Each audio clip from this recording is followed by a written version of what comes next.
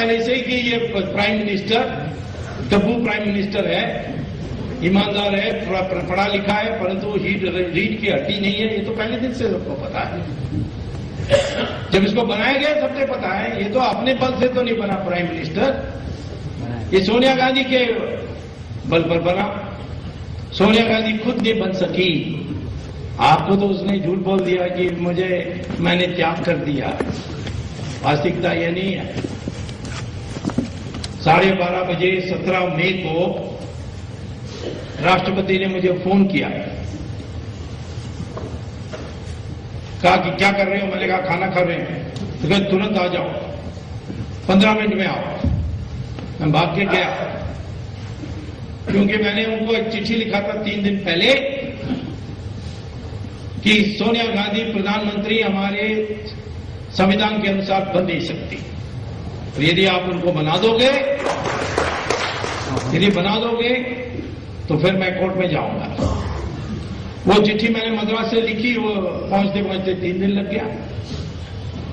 और टेलीविजन में आ रहा था कि 5 बजे 17 तारीख को 5 बजे सोनिया गांधी को राष्ट्रपति ने बुलाया है सुपुर्द करने के लिए सरकार। तो मैं जब गया तो सारे बैठे हुए थे उनके ऑफिसर्स। उनसे अब्दुल कलाम ने कहा कि वो तमिल है, मेरे बगल के डिस्ट्रिक्ट के ही हैं, मैं बहुत सालों से जानता हूं। उन्होंने मुझे तमिल में कहा कि इन सबको थोड़ा समझाओ। तो मैंने कहा कि जो सिटीजनशिप एक्ट है, जो सिटीजन बनते हैं हमारे देश में, उनमें आप में एक फर्क है। मैं और आप कभी हमारी नागरिकता को कोई समाप्त नहीं कर सकता, क्योंकि हम इस देश में पैदा हुए और हमारे मां बाप इस देश के नागरिक थे और हैं। लेकिन जो सिटीजनशिप एक्ट में बनते हैं उनका नागरिकता कभी भी समाप्त की जा सकती है। लेकिन मैं उस पॉइंट पे नहीं था। मैंने कहा एक प्रोविजो है सिटीजनशिप एक्ट में कि विदेशी कोई हिंदुस्तान में नागरिक बनेगा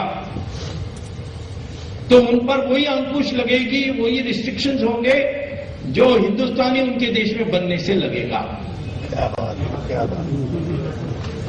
तो इटली में आप वहां पैदा नहीं हुए तो प्राइम मिनिस्टर नहीं बन सकते।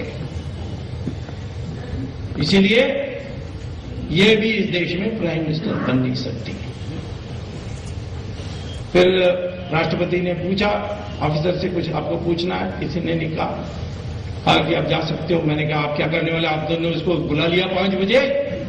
उन्होंने कहा क्या अभी तो 1 बज रहा है, 5 बजे 4 घंटे बाकी हैं, उसके बीच में कोई एक और चिट्ठी जाएगी। 3:30 बजे उन्होंने चिट्ठी लिखी। वो चिट्ठी सोनिया गांधी, मनमोहन सिंह और नटवर सिंह, ये 3 ही लोगों ने देखा था। और उस चिट्ठी में ये लिखा था कि मैंने आपको 5 बजे बुलाया था, लेकिन अभी मुझे कंप्लेंट डॉक्टर सुब्रमण्यम स्वामी से आई है कि आप बन नहीं सकते और मुझे पता नहीं इसमें तथ्य कितना है, इसलिए मैं इसको सुप्रीम कोर्ट को सुपुर्द करूंगा। जब तक सुप्रीम कोर्ट की राय नहीं आएगी तब तक मैं आपको शपथ दिला नहीं सकता, इसीलिए 5 बजे मत आइए।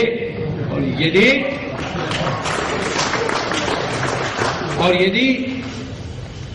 यदि आपको सरकार बनाने की बात चर्चा करनी है तो कल दूसरे दिन 10 बजे आइए। अब पहले तो जब मैं राष्ट्रपति के भवन में था तो एक मेज में चिट्ठियां पड़ी थी, एक एमपी का चिट्ठी था दस्तखत से, मैं फलाना सो इस निर्वाचन क्षेत्र से निर्वाचित होकर संसद सदस्य के नाते सोनिया गांधी का नाम प्रधानमंत्री के लिए प्रस्तावित करता हूं। 340 चिट्ठियां ऐसे थी। उसमें एक चिट्ठी ये थी, मैं सोनिया गांधी रायबरेली से निर्वाचित सोनिया गांधी का नाम प्रस्तावित करती हूं।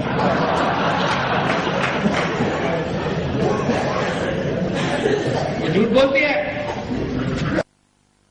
लेकिन मेरे सामने एक संकट था कि ये प्रधानमंत्री नहीं होंगे तो कौन बनेगा प्रधानमंत्री और कौन तय करेगा? सोनिया गांधी तय करेगी। और उस बुद्धू को प्रधानमंत्री बना देगी राहुल गांधी को, तो क्या करेंगे हम? हमारे देश कैसे सुधरेगा उससे? कौन तय करेगा? सोनिया गांधी तय करेगी। और उस बुद्धू को प्रधानमंत्री बना देगी राहुल गांधी को, तो क्या करेंगे हम? हमारे देश कैसे सुधरेगा उससे? किसी और से कम ये व्यक्तिगत ईमानदार है, डब्बू है, परंतु व्यक्तिगत ईमानदार है, परंतु कांग्रेस में तो सब डब्बू हैं और बेईमान भी होंगे। कम से कम ये व्यक्तिगत ईमानदार है, डब्बू है, परंतु व्यक्तिगत ईमानदार है, परंतु कांग्रेस में तो सब डब्बू हैं और बेईमान भी होंगे। तो या इस सरकार को हटाने के लिए कुछ उपाय ढूंढनी चाहिए या फिलहाल इनको लेने देना चाहिए। लोगों का बड़ा ये हो गया, पलटी मार दिया, ये कर दिया, तो मैंने किया। महाभारत में भीष्माचार्य ने द्रौपदी का वस्त्र हम देखते रह गए, कोई उनको बुरा नहीं कहते, लेकिन कृष्ण भगवान ने कहा था कि युद्ध में ये दुर्योधन के साथ जाएंगे, तटस्थ नहीं रहेंगे, तो फिर इनका वध करना जरूरी होगा।